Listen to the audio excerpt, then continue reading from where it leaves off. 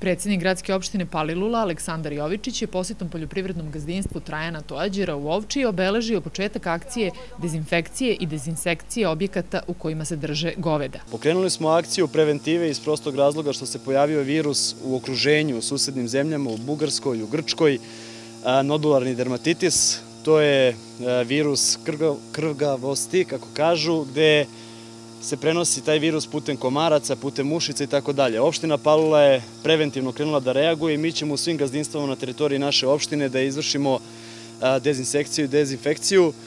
Obićemo sva gazdinstva iz prostog razloga da bismo sprečili da, ne daj Bože, naši stočari izgube svoj stočni fond.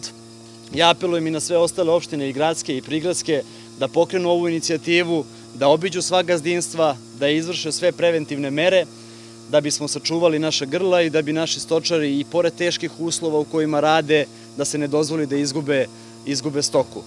A pošto Palilula ima najviše poljoprivrednog zemljišta, mi smo prvi započeli ovaj projekat. Ja ću lično obići svako gazdinstvo, od onog stočara koji ima jedno grlo, od onog koji ima 40, kao što smo ovde danas sa porodicom Toađer. Opština Palilula ovom akcijom konkretno podržava poljoprivrednike sprovodeći preventivne mere u saradnji sa Ministarstvom poljoprivrede. Mi se ponašamo odgovorno, izdvojili smo iz budžeta opštine sredstva, učestvujemo zajedno i u projektu sa Ministarstvom poljoprivrede, a Ministarstvo poljoprivrede vrši vakcinaciju, ali mi se bavimo preventivom.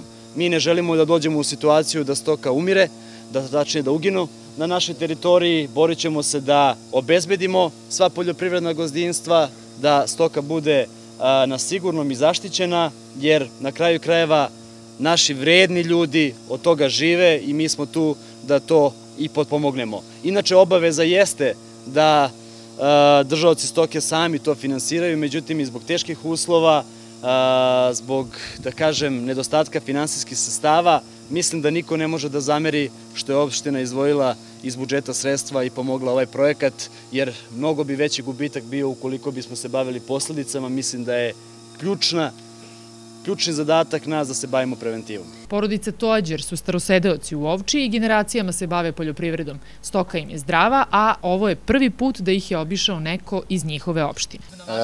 Imam 40 grla, od toga 15 krava muzara, 4 junica i 8 telad i junad.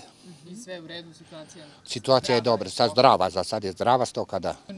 Do sad niko što se tiče stočarstva nije dobilazio.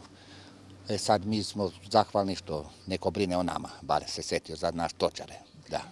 Gradska opština Palilula je beogradska opština sa najviše poljoprivrednog zemljišta, 60 registrovanih gazdinstava i preko 500 grla stoke. Usled širenja bolesti goveda, nodularnog dermatitisa na teritoriji Srbije, u cilju sprečavanja i zaštite svojih građana od mogućih štetnih posledica, preduzimaju se preventivne mere zaštite sa sredstvima koje je opština obezbedila i namenit će svim poljoprivrednim domaćinstvima. Mi ćemo svakoga koga nađemo ili ko nam se javi na naš sajt ili putem telefona u opštini, mi ćemo izaći isto ovo odraditi svima.